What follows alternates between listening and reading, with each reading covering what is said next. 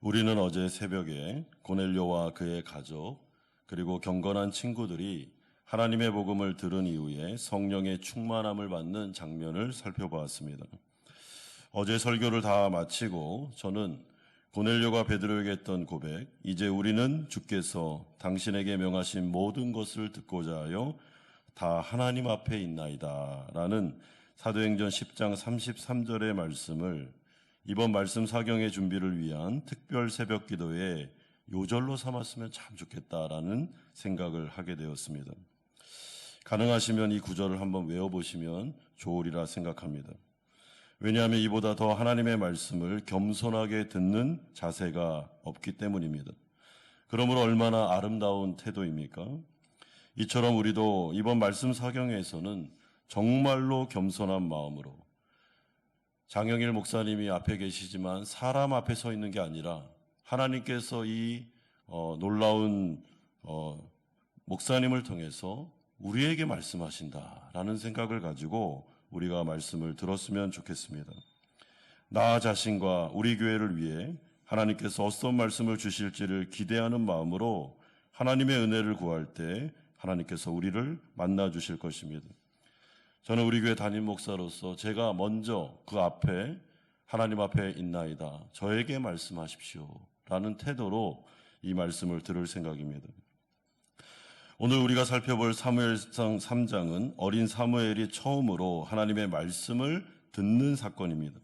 말씀이 희귀했던 시절에 이스라엘 백성들의 우상 숭배와 성전 타락이 극에 달했던 시대, 엘리 제사장의 두 아들 홈리와 비나스가 성전 안에서 시종드는 여인을 강간하고 하나님께 바쳐진 제물까지 훔쳐서 가져갔던 이 말도 안 되는 시대 가운데 이제 드디어 하나님은 엘리 제사장이 아니라 사무엘을 통해서 말씀하십니다. 그러므로 1절은 말씀하시기를 아이 사무엘이 엘리 앞에서 여호와를 섬길 때에는 여호와의 말씀이 희귀하여 이상이 흔하지 아니하였다라고 말합니다. 하나님의 말씀이 선지자에게도 제사장들에게도 그 누구에게도 임하지를 않았습니다. 이것은 하나님의 진노의 표현으로서 나는 이스라엘 백성들하고 소통하고 싶지 않다는 것입니다. 만나고 싶지 않다. 너희들에게 말하고 싶지 않다라는 의지의 표현이었습니다. 그러니 이스라엘 백성들이 얼마나 마음이 답답하고 영적 침체에 빠졌겠습니까? 이런 상태에서 하나님은 다시 은혜를 베풀기를 원하셨고 그 첫 출발이 어린 사무엘에게 말씀이 임하는 순간이었습니다. 그러면 우리가 첫 번째 오늘 살펴볼 내용은 사무엘에게 드디어 말씀이 임하는 장면이 1절에서 10절에 나오고 있습니다. 여러분, 하나님의 은혜는 어떤 방식으로 회복될까요? 엄연히 이스라엘 백성들이 예루살렘의 성전을 다스리고 엄연히 엘리 제사장이 예루살렘 성전을 다스리고 있는 것이 뻔한데도 그에게는 말씀을 주시지 않고 겸손하게 하나님을 경건한 마음으로 섬겼던 어린 사무엘. 여러분, 어린 사무엘하고 엘리 제사장을 비교해 보시면 비교가 안 될 정도로 엘리 제사장은 가문도 좋고 그리고 그의 뛰어난 권위와 이 모든 것들이 사무엘보다는 대단한 사람입니다. 그럼에도 불구하고 하나님은 사무엘에게 말씀을 주고 있습니다. 4절에서 8절을 보면 사무엘의 이름이 3번씩이나 불려지는데 여호와께서 사무엘을 부르시는지라, 6절에 여호와께서 다시 사무엘을 부르시는지라, 8절에도 여호와께서 3번째 사무엘을 부르시는지라. 하나님은 사무엘을 부르실 때 이름을 부르십니다. 이름을 불렀다는 것은 내가 너를 알고 있고 너를 사랑하고 있으며 나는 지금 사무엘 너에게 말씀을 주는 거야 라는 뜻입니다. 여러분, 여기서 어리다라는 이 단어는 우리가 물리적으로 나이가 어리다라고도 볼 수 있지만 보잘것없다, 내세울 것이 없다라고 보시면 되겠습니다. 하지만 그럼에도 불구하고 하나님은 사무엘을 사랑하셨습니다. 왜냐하면 사무엘은 비록 어렵지만 3절의 말씀처럼 그가 어머니 한나의 신앙을 물려받아 매일 신실하게 하나님의 궤에 있는 여호와의 전 안에서 누워 잘 정도로 하나님을 정말로 사모했던 사람이기 때문입니다. 성전에서 여호와의 전 옆에 엘리 제사장을 시종 들고 있는 그가 거기서 자고 있는 모습, 여러분 누가 주목하겠습니까? 사람들은 다 성전에서 그냥 허드렛 일 하나보다 이렇게 생각하지 않았겠습니까? 그러나 하나님은 그 사무엘을 주목하고 계셨습니다. 이런 점에서 어머니 한나의 신앙교육이 사무엘에게는 얼마나 큰 영향을 미쳤는지 모릅니다. 늘 성전을 사모하고 하나님의 은혜만을 구했던 한나의 신앙. 그러므로 우리도 자녀를 양육할 때 분명한 신앙의 우선순위를 가지고 키우셔야 됩니다. 물론 비인격적으로 율법적으로 분명한 아이들에게 신앙교육을 하게 되면 부작용이 많습니다. 그렇게 하면 안 됩니다. 그럼에도 불구하고 인격적으로 자녀를 대하지만 분명한 신앙의 기준은 부모가 가지고 있어야 됩니다.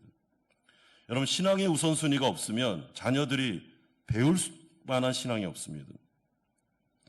예배의 중요성과 하나님의 주권과 예수 그리스도의 구원자 되심과 교회의 중요성에 대하여 부모님들은 분명한 신앙 고백을 하셔야 됩니다. 부모가 교회를 중요하게 여기지 않으면 아이들이 어떻게 교회를 우선시 여기면서 신앙생활을 할 수 있겠습니까? 그러므로 절대로 신앙의 부모는 신앙보다 공부를 앞세우지 마십시오. 중간고사나 기말고사가 있다고 해서 교회 예배 빠져도 돼 이렇게 말씀하시면 안 됩니다. 도서실이나 학원에 가도록 허용하지 마십시오. 예배 드리고 가. 예배가 중요해 라고 하셔야 됩니다. 그래야 그것이 무의식 중에 아이들에게 각인이 되는 것입니다. 하나님께서 사무엘을 3번씩이나 불렀지만 사무엘은 엉뚱하게도 첫 번째와 두 번째 부르실 때는 엘리 제사장에게로 달려가 자신을 부르셨냐라고 반문하고 있습니다. 왜냐하면 그가 하나님의 예언의 말씀을 한 번도 들어본 적이 없었기 때문입니다. 그럼에도 불구하고 오늘 이 장면을 통해서 알 수 있는 것은 사무엘은 분명한 음성을 들었습니다. 그러니까 모호하게 막 부르는 것 같기도 하고 안 그런 것 같기도 하고 이런 게 아니고 분명히 하나님이 나를 불렀다는 것, 누군가가 나를 불렀다는 것을 들었다는 것입니다. 그래서 엘리에게로 달려간 것이죠. 여러분, 이처럼 하나님의 말씀이 선포될 때는 하나님의 말씀을 듣는 사람은 이 말씀이 나에게 하는 말씀이라는 걸 압니다. 분명히 압니다. 모호하게 들리지 않습니다. 오늘 이 말씀은 분명히 나에게 하는 말씀이에요. 이거는 우리 교회에 주시는 말씀이야라는 것을 인정할 수밖에 없습니다. 왜냐하면 하나님의 말씀은 굉장히 명확하며 그리고 뚜렷하기 때문에 그렇습니다. 엘리 제사장은 2번은 자신이 부르지 않았으니 다시 잠을 청하라고 사무엘에게 말합니다. 그런데 3번째 사무엘이 자신을 찾아왔을 때는 하나님께서 사무엘을 부르시는가 보다라는 것을 직감하고 여호와의 말씀을 듣는 법을 가르쳐줍니다. 9절에 엘리가 사무엘에게 이르되 가서 누웠다가 그가 너를 부르시거든 네가 말하기를 여호와여 말씀하옵소서 주의 종이 듣겠나이다 하라.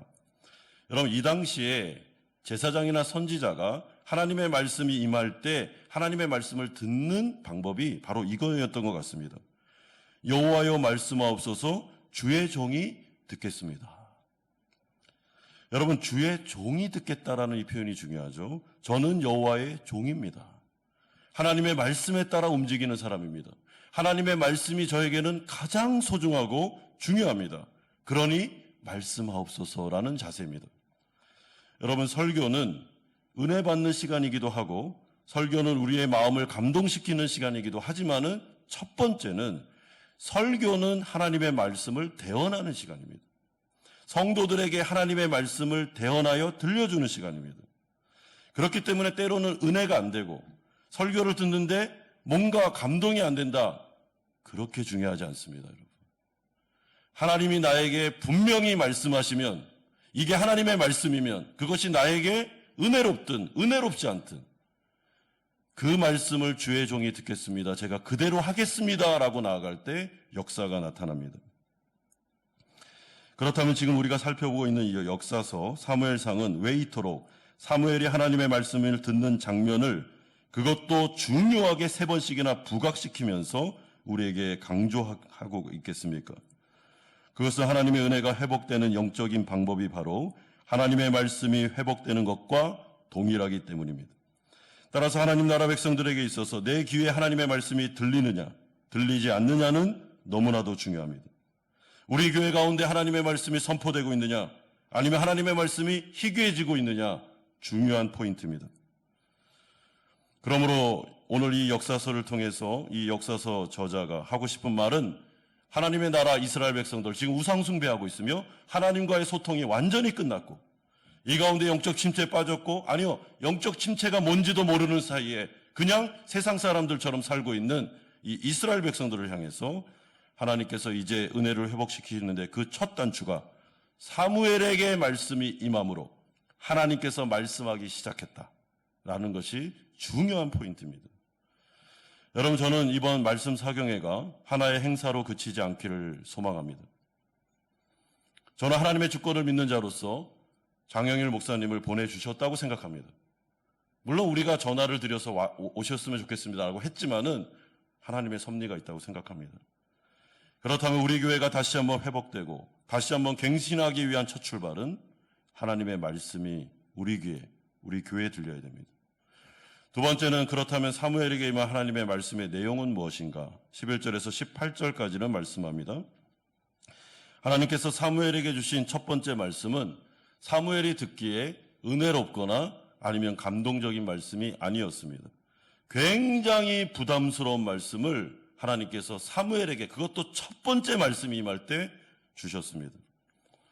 그 말씀은 이미 엘리 제사장에게 하셨던 말씀이었습니다. 사무엘상 2장 27절에서 36절까지를 보면 하나님께서는 이미 엘리 제사장을 찾아가서 경고의 말씀을 반복하여 주셨습니다. 그러나 그 말씀을 그가 듣지 않았죠. 이에 대해서 이제 사무엘에게 하나님이 말씀하십니다. 12절에 내가 엘리의 집에 대하여 말한 것을 처음부터 끝까지 그날에 그에게 다 이루리라. 내가 그의 집을 영원토록 심판하겠다고 그에게 말한 것은 그가 아는 죄악 때문이니 이는 그가 자기의 아들들이 저주를 자청하되 금하지 아니하였음이니라. 14절에 그러므로 내가 엘리의 집에 대하여 맹세하기를 엘리 집의 죄악은 제물로나 예물로나 영원히 속죄함을 받지 못하리라 하였노라. 여러분, 죄가 회개하면 속죄함을 받지 못할 것이 없습니다. 하나님은 회개하는 모든 죄를 다 용서하십니다. 그러므로 지금 엘리의 죄는 용서를 못 받는다, 이 말은 엘리가 말씀을 여러 번 들었지만 회개하지 않았다는 뜻입니다. 그래서 용서를 못 받는다는. 여러분, 이 말씀은 사무엘에게나 엘리 제사장에게 너무나도 부담스럽고 너무나도 끔찍한 말입니다. 사무엘이 이 말씀을 엘리 제사장에게, 자기 스승에게 어떻게 말합니까? 아니, 말씀을 주시면 좀 은혜롭고 좀 감동적인 말씀을 주셨으면 좋겠는데 그런 말씀이 아니었습니다. 그래서 굉장히 사무엘이 고민하는 장면이 나타나게 됩니다. 그렇다면 하나님은 그럼에도 불구하고 왜 첫 말씀을 죄를 회개하라는 말씀으로 주셨을까요? 여러분, 이번에 저희 어머니가 작은 경부암 진단을 몇 달 전에 받으셨습니다. 그때 그 말을 제일 처음 들은 게 저희 누나였고 저희 누나가 저희 형과 저에게 전화를 했습니다. 어떻게 하면 좋겠냐. 그래서 우리 세 남매가 이 부분에 대해서 고민하면서 연로하신 어머니에게 정직하게 말씀드리는 게 옳을까라고 고민했습니다. 그럼에도 불구하고 말씀을 드렸습니다. 왜냐하면 그래야 항암 치료가 진행이 되든 방사선 치료가 진행이 되든 그 암덩어리를 치료할 수 있으니까 말씀을 드리기로 한 것입니다. 물론 지혜롭게 했죠. 여러분, 지금 하나님께서 사무엘에게 굉장히 은혜롭고 감동적인 말을 준 게 아니고 죄를 회개하는데 엘리 제사장 가문에 있는 죄, 이 죄는 반드시 해결해야 된다고 말씀을 주신 이유는 그 암덩어리, 죄의 암덩어리가 해결돼야만 진짜 이스라엘 안에 은혜와 부흥이 회복되기 때문입니다. 그래서 하나님도 고통스럽습니다. 그럼에도 불구하고 이 문제를 먼저 건드리는 것입니다. 엘리 집의 죄악은 세 가지로 요약할 수 있는데 엘리의 두 아들이 성전에서 하나님의 보시기에 악을 범한 것, 두 번째로 엘리가 그 사실을 다 알면서도 자신의 아들을 그냥 내버려둔 것, 세 번째는 하나님께서 분명히 경고하셨음에도 불구하고 그 말씀을 듣지 않고 회개하지 않은 것이었습니다. 이 부분에 대해서 하나님은 분명히 짚고 넘어가십니다. 왜냐하면 이 문제가 해결되지 않으면 하나님이 은혜를 줄 수가 없습니다. 그렇기 때문에 여러분, 우리가 생각할 때 죄라는 부분이 우리는 매일 죄를 지니까 별거 아닌 것처럼 느껴질 때가, 그러니까 무감각할 때가 있습니다. 그러나 거룩하신 하나님 앞에서 죄는 굉장히 심각한 것입니다. 그 죄가 작든 많든 이 문제는 하나님 앞에서 진짜 이들과 같이 할 수가 없는 일입니다. 거룩하신 하나님은 죄와 타협할 수도 없고 같이 동행할 수도 없습니다. 우리 입장에서야 늘 죄를 밥 먹고 지니까 이럴 수도 있겠지 하지만 돼지가 시궁창에서 막 살면은 뭐 그럴 수도 있겠죠. 그러나 거룩하신 하나님은 그런 공동체와는 살 수가 없는 것입니다. 그래서 안전잔치를 하셨는데 예수 그리스도의 십자가를 통하여 하나님은 그 가운데 죄를 용서하는 방식으로, 칭의하는 방식으로 찾아오셨고, 그 이후에는 죄를 토해내는 회개의 은혜 순환을 통해서 하나님과 계속 동행할 수 있도록 하셨습니다. 그러므로 우리는 죄를 심각하게 생각하셔야 됩니다. 이런 점에서 저는 이 사무엘의 첫 번째 예언이 사무엘상 전체 문맥에서 볼 때 매우 중요하다고 생각합니다. 엘리 집안에 있었던 이 죄가 해결돼야 하나님은 이제 드디어 사무엘을 통해서 이스라엘 전체 안에 놀라운 회복과 은혜와 부흥의 역사를 일으켜 주실 것입니다. 그러므로 저는 이번에 사경회를 준비하면서 제 마음속에 그러한 생각이 들었습니다.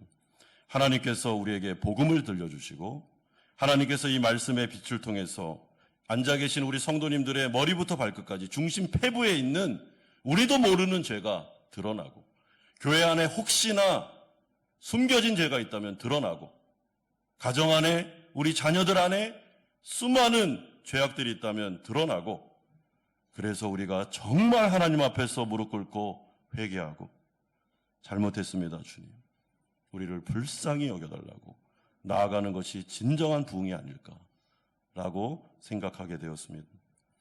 그러므로 하나님 아버지 우리에게 은혜를 주옵소서. 맞는 기도입니다. 그러나 더 중요한 것은 하나님 우리 안에 있는 숨겨진 죄를 드러내게 하시옵소서. 회개케 하시옵소서. 한마음교회 안에 모든 성도가 회개 자리로 나아가 진정한 영적인 부흥을 이루게 하소서. 이것이 기도 제목이 아니겠습니까? 그러므로 마지막 세 번째로 이제 드디어 하나님의 은혜가 회복되는 장면이 19절에서 21절까지 나오고 있습니다. 이제 본격적으로 엘리 제사장의 시대가 끝납니다. 그리고 사무엘의 은혜와 부흥의 시대가 열리고 있습니다. 그 증거로 하나님은 이제 사무엘에게 지속적인 하나님의 말씀을 주고 계십니다. 첫째로 19절에 보십시오. 사무엘이 자라매 여호와께서 그와 함께 계셔서 그의 말이 하나도 땅에 떨어지지 않게 하시니 그의 말씀은 하나도 땅에 떨어지지 않는 성취되는 역사적인 말씀이었습니다. 둘째로 20절에 이로 인해 모든 이스라엘 백성들이 사무엘의 영적인 권위를 인정하게 됩니다. 단에서부터 부엘세바까지의 온 이스라엘이 사무엘은 여호와의 선지자로 세우심을 입은 줄을 알았더라. 또한 세 번째로 21절에 여호와의 말씀이 계속해서 끊임없이 사무엘을 통하여 이스라엘 백성들에게 전달되는 은혜가 주어지게 됩니다. 이것이 바로 이스라엘의 하나님의 은혜가, 하나님의 부흥이 시작됐다는 증거입니다. 하나님의 말씀이 선포되고 있다는 것은 하나님이 이제 자신의 진노를 거두시고 이들과 관계를 맺고 싶으시다는 뜻이고, 사무엘의 권위가 세워졌다는 것은 하나님께서 그에게 말씀하셨던 그 말씀이 성취되고 있다는 뜻입니다. 그리고 지속적으로 말씀하셨다는 것은 하나님이 이들을 기뻐하고 있다는 의미입니다. 사랑하는 성도 여러분, 그러므로 우리가 이번 사경회를 통해서 하나님께 기도해야 되는 것은 교회 가운데 하나님의 은혜와 회복의 역사는 결국에는 하나님의 말씀의 회복입니다. 여러분, 강단이 회복되면 교회는 자연스럽게 회복됩니다. 하나님께서 부디 우리 교회 안에 은혜 주시기를 소망합니다. 여러분, 저를 위해서 꼭 기도해 주십시오. 설교가 인간의 말이 아니라 저와 같이 부족한 자를 통해서 하나님의 말씀이 우리 한마음교회에 선포되도록 기도해 주십시오. 제가 정말 열심히 최선을 다해 설교 준비하고 그렇게 하겠지만 그럼에도 불구하고 성령의 은혜가 아니면 이 일은 가능하지 않습니다. 기도해 주십시오. 그리고 설교자뿐만 아니라 여러분들이 말씀을 듣는 자세도 하나님 앞에서 겸손할 수 있도록 기도하십시오. 그리고 하나님의 말씀이 우리 가운데 지속적으로 진지하게 선포될 때 그 말씀 자체가 우리를 회복시키고 우리를 부흥시키는 것들을 믿고 한 마음이 되었으면 좋겠습니다.